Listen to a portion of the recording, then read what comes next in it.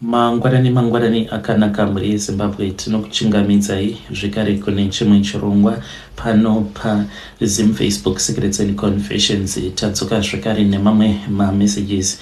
Regedzai tibva tapinda mumamessages edu atadzoka takakubatirai. Message yedu yekutanga yakamera sokudai so: hanzi makadi zvenyu mukoma, ndinokumbirawo kuti muge muchindiposterawo nyaya yangu makavikawo chitupa changu. Ini ndauya pano ndiine confession yangu iyo yandiinayo. Ndoda kukuudzai izvo zvakaitika mumhuri medu kuzosvika tava neproblem yekuti vanhu vazhinji vekudzinza rekwedu vanogomisidzira vava kupenga. Zvakaitika mukoma, hanzi sekuru vedu ivo vainge vari mbavha vakabva kwaMutare vakabva vachizotanga kugara muHarare, but vainge vachigara kuMbare. Saka vachigara kuMbare ikoko ndokwa vainge vachiita zvekuba.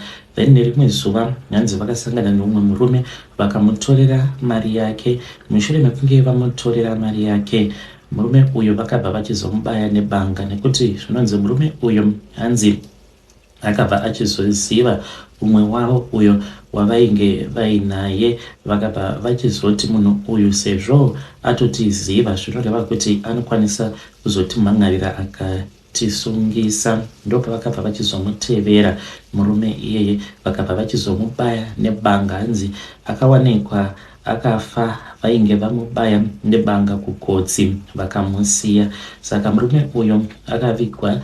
Ndokubva nyaya yacho yangozorova yakadaro, but after many years ngozi yemurume uyo ndipo payakabva yachizotanga kunetsa. Sekuru ivo vainge vachizviziva kuti vainge vakauraya havo munhu kuHarare, ipapo vainge vadzoka zvavo maMutare.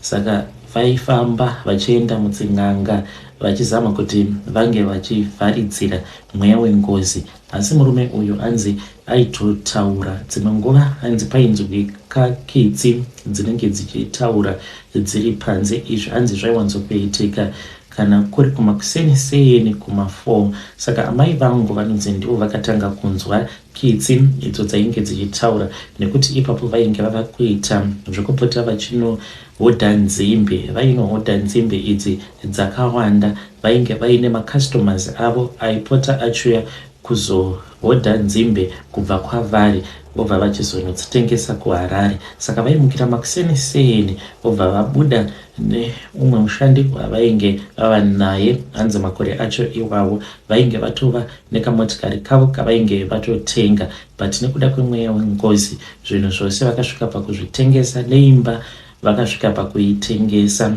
Saka sezvo vaimukira makuseni, nerimwe zuva hanzi vakamuka ainge ari makuseni kuda kuma3 am. Ndopa vakabva vachizovhura hwindo. Vachikunovhura hwindo, vanoti ivo vakabatwa ruoko rwavo. Vakangoona munhu akangovabata, asi munhu uyu havana kukwanisa kunyatsokumuona nekuti hanzi ainge akaita rima uye zvekare ari weblack, asi vakaona ruoko rwakavabata. Kuti vange vachiridza mhere vakatadza. Amai vangu vakabva vatobatwa nestroke. Kubva ipapo vakatombobatwa nestroke vachinzwa kuti painge paine kitsi dzaimukira makuseni kuma4 dzobva dzauya dzobva dzamira pahwindo repamba. Robva vatanga kunzwa kitsi idzi dzichitaura, asi dzaitotaura dzichitotaura idzo dzichiti kusvika mandiripa mose muchapera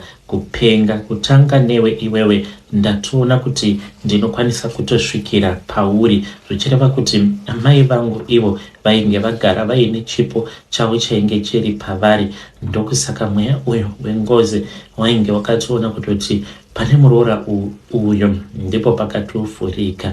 Saka amai vangu she suffered a lot. Apa vainge vaine stroke, vainge vachipomedzerwa uroi. Apa vanhu vose vainge vasingatozvizivi kuti amai vainge vachizviziva kuti mumusha mainge matova nemweya wengozi uyo wainge wavamo. Saka nekuda kwekuti sekuru hanzi vainge vofamba vachienda mudzin'anga dzakasiyana kupomedzera amai horoi, amai vedu vainge vavengwa. Ndopa vakabva vachizobva kwaMutare vakatengesa imba mabusinesses ose avainge vava kuita zvikabva zvachizodhakwa.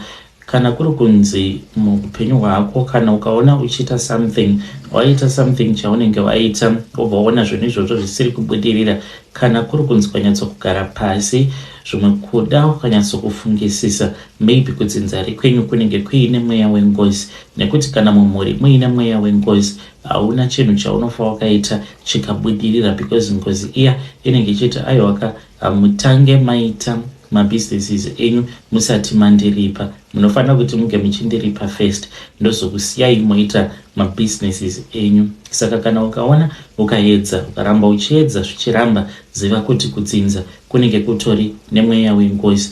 Zvimwe zvacho kunenge kusitombori kutoroiwa zvachose, asi inenge itongori nyaya yekutoti mudzinza munenge muine munhu anenge akaponda munhu, saka ropa remunhu iyeye rinenge richichema kuna Mwari. Handizivo kuti Mwari vanombozvifambisa sei kuti ropa remunhu rinenge richichema kwavari, ivo vobva vachizosiya munhu uya achizotambudza dzinza rose nevanenge vasina mhaka. Saka amai vangu nyaya yavo inondirwadza. Vazhinji vakafa vachingoti amai vangu ndivo vari kutiroya. Amai vangu vaitirwa ma-go back to sender, vaikwanisa kungobatwa nestroke vaitirwa go back to sender because munhu aitoenda kun'anga. Vamwe vaitoenda kun'anga dzamunotoziva nemazita, munhu otosvika ikoko otokudzwa kuti mune mweya wengozi, but iye obva ati kunyange zvikanzi kune mweya wengozi asi muvengi wangu ndinhingi, ndoda kuti muge muchimuitira go back to sender. Amai vangu votoitirwa go back to sender even though vainge vasina chavainge vachiziva. Saka isuwo mukuzokura kwedu takazokura tiri vanhu vainge vachitambudzika, tichirarama life yainge ichinzwisa tsitsi, tichirarama life yainge ichirwadza zvisingaiti, asi takangokura zvedu. Saka sekuru vakazotangawo kupenga, vachipenga kudaro ndobva vakatanga kutaura chokwadi, vachitaura nyaya dzose zvavainge vachiita muHarare apo pavainge vachiita zvekuba, vachitaura mabiro avainge vachiita, zvikare nezvakazoitika apo pavakazoponda murume wavakati vainge vakamuponda, nekuda kwekuti vanhu vainge vachida kuprotekta sekuru sezvo vainge vakura. Ivo vaiti ndiendesei kumapurisa, nekuti ndozvandiri kuudzwa nemhepo yemufi kuti ndikufanira kuti ndinge ndichiendesewa kumapurisa ndinoripira mhosva dzangu. Saka hama dzakati hazviiti, sekuru vakura, hapana patingambovaendesa kumapurisa. Nyaya iyi inofanira kungoti inge ichingonyararwa nezvayo, ndobva tachizoungana tose sedzinza tikataura nemweya wengozi wakavimbisiwa kuti wainge uchazoripirwa. Ndokubva vanhu vachizodaidza n'anga. N'anga iyi yakabva yachizotsipika mweya wemufi. Ipapo akazoti awana mukana, mukomanashi akauya aine hasha akabva ati muri kundiidza benzi, iko zvinozvo ndava kuda kukuitai mapenzi. Kwedu mukomanashi ritori dambudziko rekutongoti anytime unokwanisa kungokaruka wava kutopenga. Chinondirwadza pamwana wangu wenumber 2, ndakasvika pakunomuzvara but ndainge ndichipenga, handina kukwanisa kutoyamwisa mwana wangu kana kutomurera. Handina. Mwana wangu uyu akatongotorwa naamai, tichitongobva kuleba mwana ndokubva atotorwa naamai, aitoita zvekutopiwa mukaka wembudzi, nekuti ini pachezvangu ndainge ndisingatozivi zvandainge ndichiita, zvekuti mwana ndaikwanisa kutomudzipa. Asi ndichipenga kudaro ndaitomuona murume uyo akapondwa nasekuru vedu achitoya kwandiri akazara neropa, uye zvekare akabayirirwa banga kugotsi kwake uko, obva ati kwandiri, kamusati mati dzinza rose ndoda kuti munge muchipenga, nekuda kwekuti makandiidza munhu anopenga mushure mekunge ndakuudzai kuti sungisai mhundi yenyu.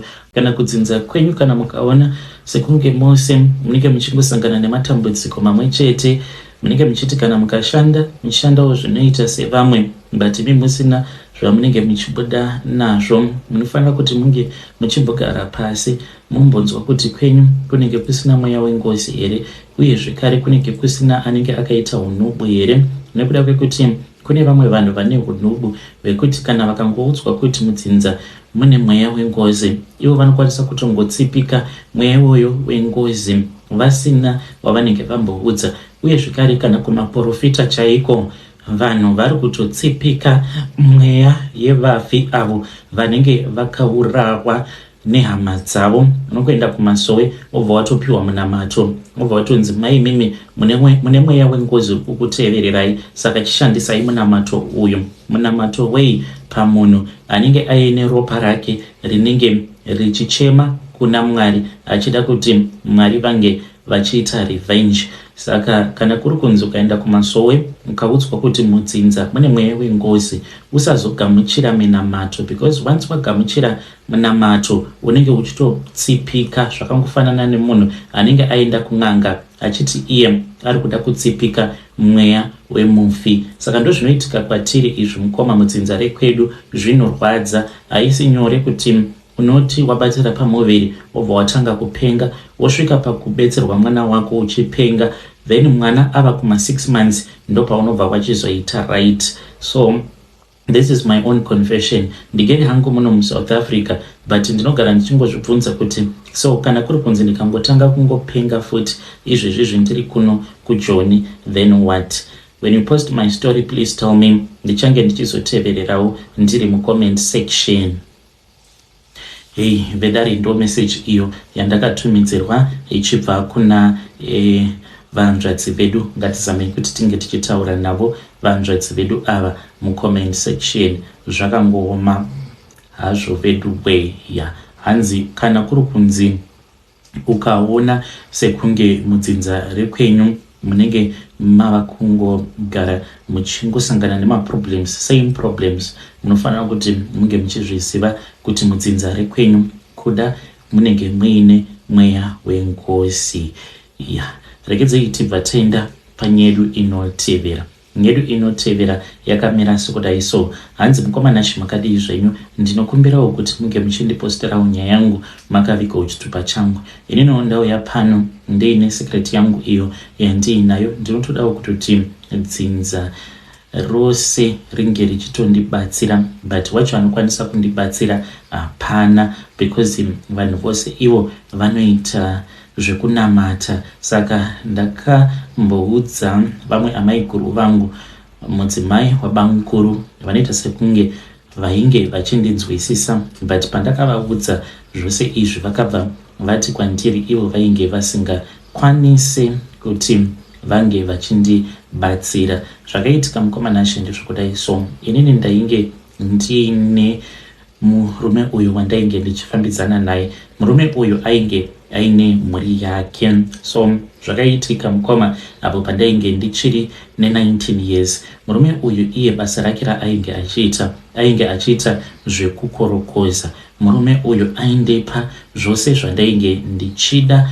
Apa nekuda kwekuti ndainge ndichiri mwana mudiki, ndainge ndisingatokoshesi rudo urwo rwaainge achizama kuti ange achindipa. Asi sezvisinei mukomana She ndakabva ndachizobatira pamuviri twice ndichibvisa nhumbu. Saka ndainge ndisingadi kuti ange achizviziva kuti ndainge ndichiti kana ndikabatira pamuviri pake ndobva ndabvisa nhumbu idzodzo, because ndainge ndisingadi kuzoroorwa naye. Iye ainge achida kundiisa pabarika, but zvekuiswa pabarika ndo zvandainge ndisingadi. Nezera rangu apa varume vazhinji vaindida vachiti wakanaka sha. Saka pano mumwe murume uyo wandainge ndodanana naye, ndikabva ndamuudza kuti ndainge ndiine umwe murume uyo wandainge ndichifambidzana naye, but murume uyo he was married. Akatondiseka akabva ati ingawani unopenga nerunako rwako ungaswera uchizviisa pabarika, ingawani inini ndiri ndega, I want you as my wife, hapana umwe munhu, tinenge tingori vaviri. So the guy convinced me. Ndikabva ndachizoti kumurume uya ainge achindichengeta apa ainge akandiudza kuti ainge achida kutotenga rori, ndobva achizondipa mari, imwe mari yaakabvisa parori akabva anditi I just want to enjoy money because iwewe uchaita mukadzi wangu. Akabva aregedza kutenga rori riya until one day apo paakazobatwa nemapurisa aine goridhe, ndokubva zvinhu zvake zvabva zvachizotanga kudhakwa. Zvinhu zvake zvatanga kudhakwa kudaro, ndakabva ndachizotanga kumuvhairira. Airwadziwa achindiona ndiine vamwe varume ndichitopikwa up nevamwe varume, because taingogara musame location. Aiuya kwandiri achichema achindidembera achindibvunza kuti asi sei ndainge ndasarudza kumurwadzisa zvakadaro, because ainge akandipa rudo zvekare nemari, until ndazoudzwa kuti ainge akawanikwa akazvisungirira pamba apo pavainge vachigara. Mukadzi wake mushure mekunge amutiza, because paainge achiita mari ainge achivhairira mudzimai wake achiti ini ndinotoda barika nemari yandiinayo handingambotadzi kuita barika. Saka zvinonzi mukadzi wacho akabva ati handiti pawaiva nemari waiti zvebarika unozvigona. Saka unoreva kuti iko zvinozvo nekuda kwekuti usina mari wava broke ndopava kuda kutanga kuita munhu kwaye. Iniwo ndava kuenda chisara uchitora amainini vacho vawainge uchiti ndivo vawainge uchida kuti vange vachizouya panapa, ndobva arongedza zvinhu zvake akabva achizoenda. Murume uyo akauya mukoma. Paakauya handina kunge ndakatozviziva kuti munhu atobatwa nemweya wesuicide. Akauya kwandiri akabva andikumbira, akabva anditi ndinokumbira kuti unge uchiuya tinge tichizogara tose semukadzi wemurume. Ndikabva ndatomuseka, ndikabva ndati uri murume here iwewe, unondichengeta nei zvausina kana anything. We then started fighting. Akabva ati hey, wakabvisa nhumbu dzangu chi. Ndikabva ndati wakaudzwa nani? Akandiudza kuti ainge akaudzwa nebest friend yangu. Ndikati handina basa nazvo, unokwanisa kuenda obva wanotora best friend yangu. Saka akangobvawo pamba pedu, but akatomboita kakommotion pamba, but painge pasina vanhu vakawanda. Ndokubva achizoenda kumba kwake akabva achizocommita suicide. Akavigwa mukoma, asi takati tichibva kumakuva ndo pandakanzwa kuti pane chinhu chakauya chikandigara kumusana kwangu uku. Ndakangodzwa kungobatwa kumusana kwangu uku. So fast forward, marelationships angu ose akangotanga kungodhakwa. Ndakazomitiswa neimwe mbinga ikandipa mwana mukomana uyo wega wandingori naye. Mwana uyu mukomanashi, even though baba vake vari mbinga, but havatombodi kana kutombomuona. Vakamuvenga zvisingaita. Handizivi kuti akamuvengerei iye ari mwana wake. Saka ndakabva ndachizomboedza kupindawo mumarelationships. Ndapinda mumarelationships ndaneta. Apa ndiri kungonetswa nechipoko chemurume iyeye. Anotouya kwandiri, uye zvekare zvinoitika ndezvekuti kana ndikarara noumwe murume iyeye uyo wandinenge ndarara naye, dzimwe nguva ndinokwanisa kuzopepuka usiku. Kana ndikamutarisa ndinobva ndatoona chiso chake chashanduka, chinenge chatova chiso chemurume uyo akazviuraya nekuda kwangu. So ndakatomboedzawo kuti ndinge ndichienda kun'anga. Vabereki vangu vakatomboenda neni kun'anga ndikanoitwa yavanoti kuchenura. Ndakachenurwa kun'anga, but still mukomanashi handitomborina kana marelationships anotombolasta zvachose. Uye zvekare murume wose uyo wandinenge ndichifambidzana naye, all of a sudden anongokwanisa kungondiudza kuti atofunga kutozviuraya kana kuri kunzi tikangonetsana. Handiziviwo kuti ndoita sei. Kana kuine vanokwanisa kundibatsira kuitira kuti munyama uyu unge uchibva pandiri. Handidi kuti ndirambe ndichingorarama apa pandiri paine mweya wejambwa nemunyama. Please help me. Ndichange ndichizotevererawo ndiri mucomment section. Hey, vedare ndo message iyo yandakatumidzirwa ichibva kuna vanzvadzi vedu. Hanzi vanoona chipoko chemurume uyo wavainge vachifambidzana naye, vakamudya mari. Mushure mekunge vaona kuti zvinhu zvake zvainge zvava kudhakwa, ndokubva vachizomuramba vakabva vamuudza kuti vainge vasingachadi nezvake. Akabva aenda ndokubva anocommita suicide. Zvakangooma hazvo veduwe. Ngatizamei kuti tinge tichitaura navo mucomment section.